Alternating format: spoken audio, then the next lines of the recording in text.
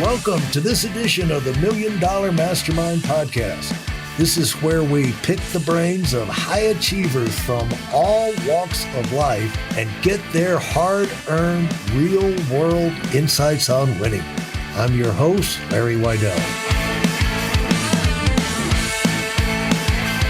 Yeah, and you'd had quite a bit of coaching and everything like that, but again, that was another level. The thing is, the tougher the competition, the bigger the lessons you can learn. But the trouble with that I'm going to try and tap into is this is a life of high anxiety. You know, there's something about, I did competitive show jumping with, horses, free jumping, everything for 16 years. And, wow. And sometimes against Olympic riders and everything in the off season where they're training new horses and all.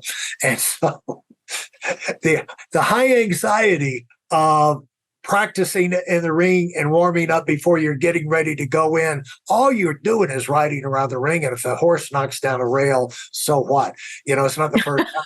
But, it's just like, and I remember one time the trainer, I was going around the ring right before I was going to go in, and the trainer said, "Stop jabbing him in the mouth." And I was thinking to myself, what's he talking about? My hands are perfectly still. And I looked down and my hands were going shaking the whole time. And the poor horse was going, But it's that you're kind of an out-of-body experience. And building up to that, from having done it so many times, everything's got to be there. You got to have equipment, this, that, and the other. You got to be in the right. And you're already starting your countdown mentally. And when things wrong, it seems like little things go wrong, but they can turn into, big things, high anxiety, mind benders of it. Totally.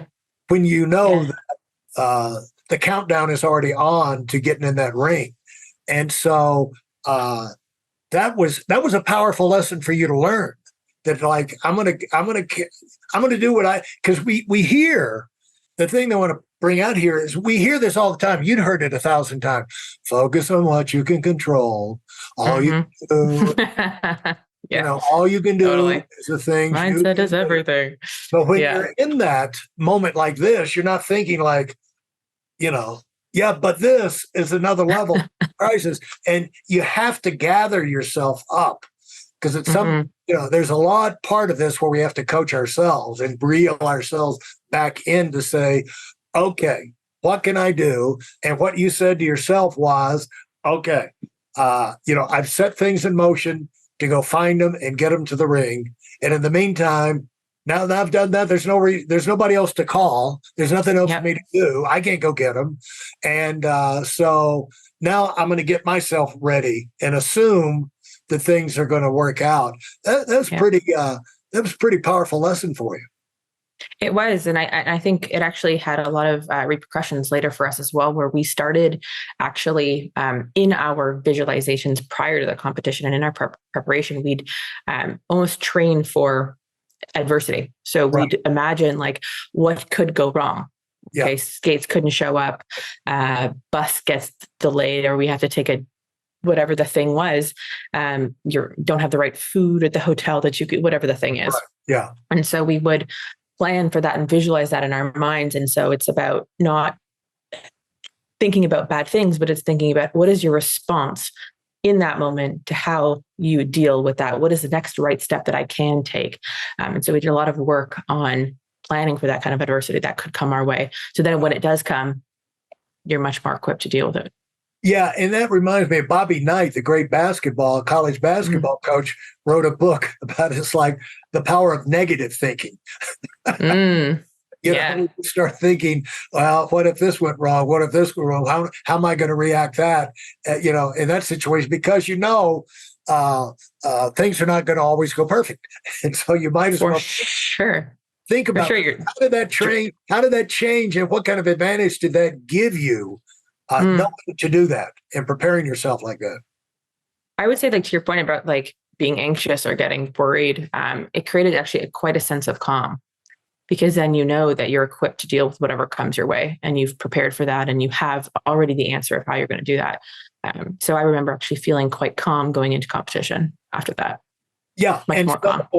And another one of those situations is now, you've lost your athletic ability and you got to change careers. So it's like, what can I do? I've got to focus now on what I can do because, my leg's not coming back. No. It's my skating leg and hip and everything is not my teeth. No. And so now what can I do? So talk about that transition.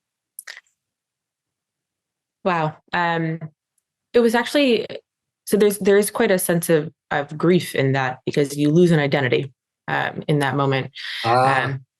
Because you identify, like I was, hi, I'm Kate, I'm a figure skater. That was who I was. It was everything that I am and had been for the last, my whole life, essentially. And so there was a big sense of who am I and who do I want to be?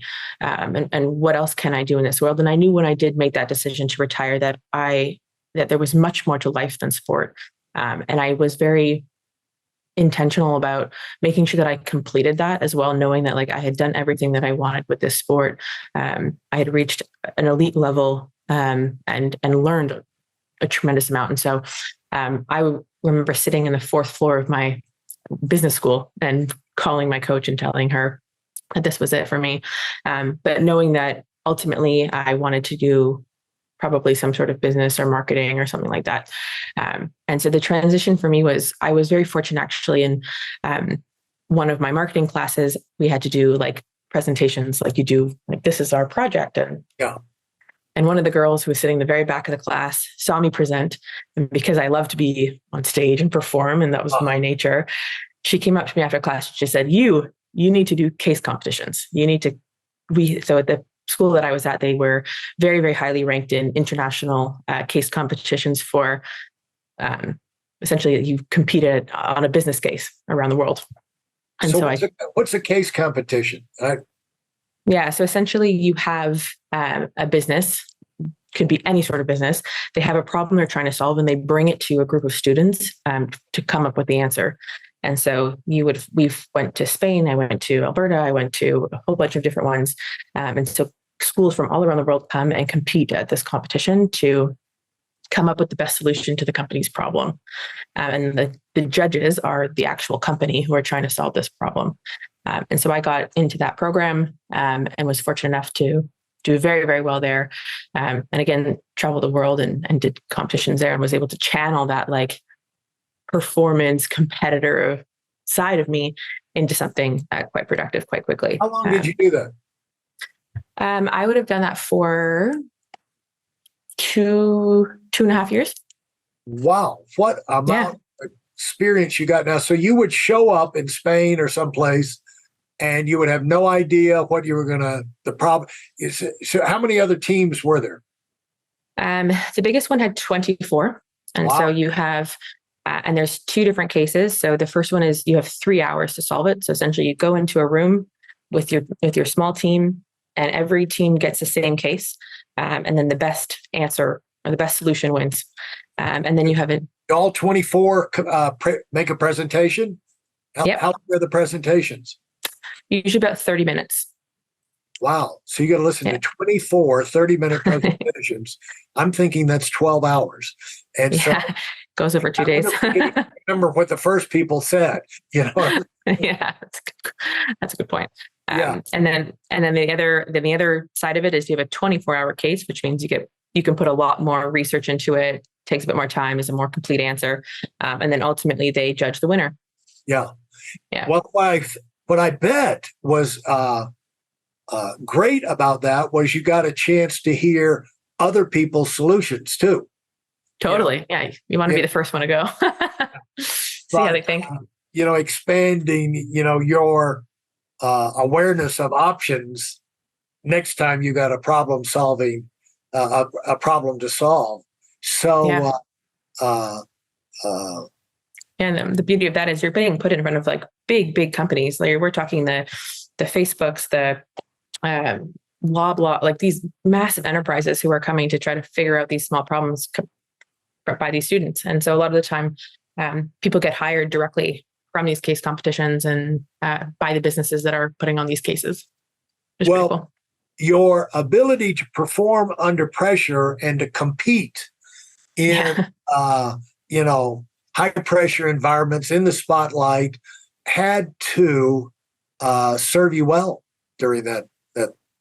Very, very much so, and be able to think quickly, adapt to the questions that they're asking. But I will say it's a very different muscle, because it's no longer about your physical body doing the performance. It's about your mind and your words. Yeah. And so there's definitely an adaptation there. But I try to approach it with a similar way that I would standing on the ice. For those of you who are sick and tired of fooling around and are dead serious about wanting to move up fast, I've got something especially for you. I've combined the best insights from over 40 years in business and making $70 million in income and compressed them into a free webinar. That's right, it's a free resource. If you want to find out exactly what the concepts are that I use in coaching million-dollar earners, register now at WeidelOnWinning.com. You'll discover the 5-part framework used by so many to reach their financial, personal, and professional goals. You can find that link in this episode's show notes.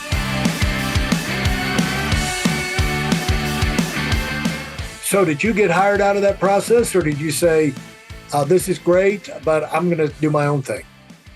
I did. That is how I got into Lightspeed, which is in Canada, one of the biggest tech unicorns to ever come out of Montreal. They IPO'd in one of the biggest unicorn. One of the biggest tech unicorn. Essentially, the actual definition is you've reached $1 billion valuation. Okay. Yeah. So I was employee number around 150. Uh-huh. And so I was, due to these competitions, was working with them. And they said, we need to hire you. And I said, I have 2 years left of school. They're like, we don't care. Come work for us. And so I actually ended up working full-time and putting my school part-time, and would do both at the same time. It ended up being quite a crazy whirlwind. And then I went through the ranks of their marketing team, and ultimately the company IPO'd in 2019. And how did you transition through that? And are you still in that? Is that where you are today? Nope, not where I am today. I transitioned fully. I worked for them full time for 5 years. And then after the IPO, decided that I wanted to take that experience and of building a marketing team, essentially I built out their product marketing function for that business, took all of their major products to market prior to IPO, and then wanted to take that experience and go to a smaller team and try to do the same again.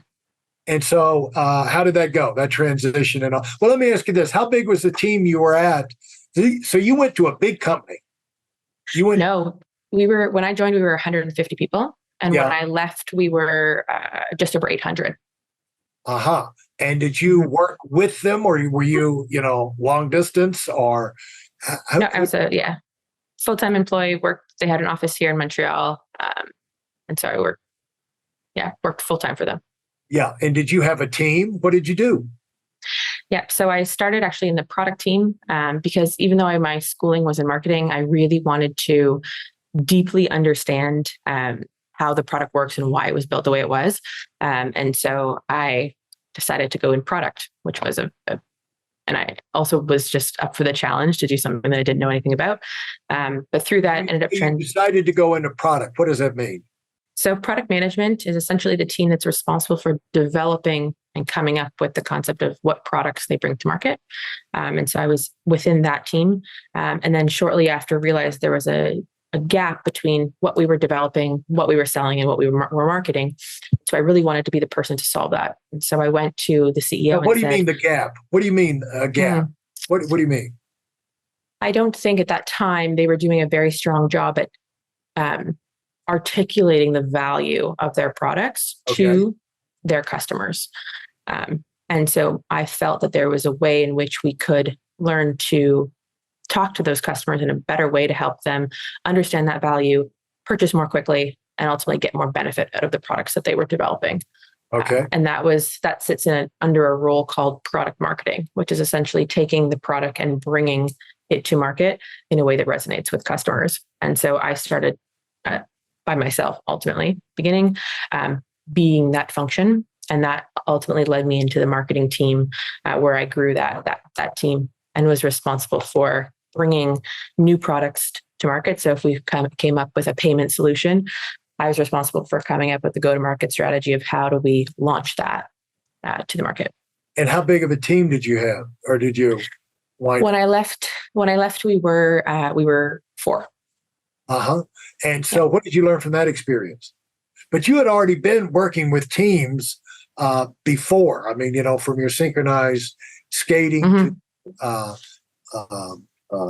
partnership in that, but also, in the competitions. How many people were in the competitions of the speaking, not the speaking, the problem solving competitions? How many were on those? Yeah, our teams in the case competitions were usually 3 to 4 people. Yeah. So, working with teams. Size of a group. Yeah. Yeah. I think that the biggest thing I learned actually was that not everyone is as intense or has a competitive nature as I do. And so that was a big learning for me as I became a leader and started leading a team of people to execute, was really refining the way that I interact or expect other people to perform, and learning to be a leader rather than a doer. And how is that? That you figured out how to deal with other people and interact with them and lead them instead of doing it. without Yeah. It took a lot of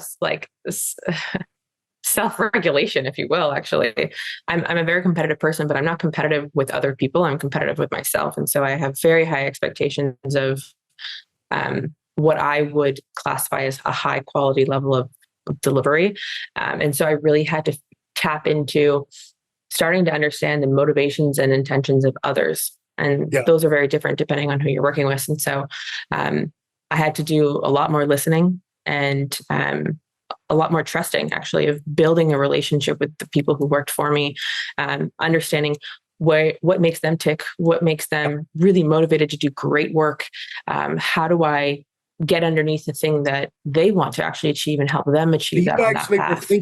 You were actually thinking about things like this to get your team, like, how can I get them? Yeah, because I thought about how did I get to where I did? And that was by tapping into my coaches, or even just myself tapping into what motivates me, what drives me. And so instead of trying to just force the team through and to push hard and to have a lot of effort, it was like, okay, this isn't working. How do I look at each of them as individuals and understand who they are as people and what they want to achieve, and how do I help them achieve that? And that is what helps people be more internally motivated ultimately. Yeah, which is a totally different skill than what you had done before, which is like even in the competition, problem solving type things. That's like coming up with ideas. But now this is working with people. And totally. Folks, what we're seeing here is, and you're hearing, is a championship athlete with championship skills and mental processes now taking that into the business world and getting established and working through the kind of problems, skills they need to develop, situations that really never came up before, and have that what you're bringing everywhere you go is you. And how you go about things, and you develop that in the process of becoming the championship skier. And it's interesting for people to have been through that process to kind of trust your own instincts, because that's go with what got you to the top and successful before. Go with those things, but use them to deal with a new situation and plow through it, and not just make it through, but come out, in a top position on the other side. And so as you left, so what is that the main thing you learned for working for this bigger company, this unicorn, $1 billion unicorn in tech? That's the main thing I learned. I learned a lot just from a marketing perspective. So from like a technical perspective, like what? oh boy, the way that they thought through the customer journey of bringing someone in from having an idea or having a problem all the way through the funnel. I think that was a pretty revolutionary way that they thought through customer journey. Having someone, so the marketing team was really responsible for driving the funnel, driving all the pipeline of business into the engine, having a team that then qualifies them, making sure that they are really the right fit for the business and the products that they create, having a very, very skilled sales team that then is responsible for converting that sale, an onboarding team to make sure the customer uses the products to make their first dollar, and then continuing with the customer success team. So they were really, really thoughtful about the whole process from start to finish. On that customer journey. So that was something I learned a lot about. The culture within that business at the time was really focused on winning. They were a high performance. They were very demanding, and it really drove people to get the most out of themselves. And so I saw what it felt like to be part of a company that had very, very strong culture. Thanks for listening to the Million Dollar Mastermind. If you felt there were any valuable takeaways from this episode, please take a minute and leave us a 5-star review. Your feedback is important and really helps us get the word out to a wider audience.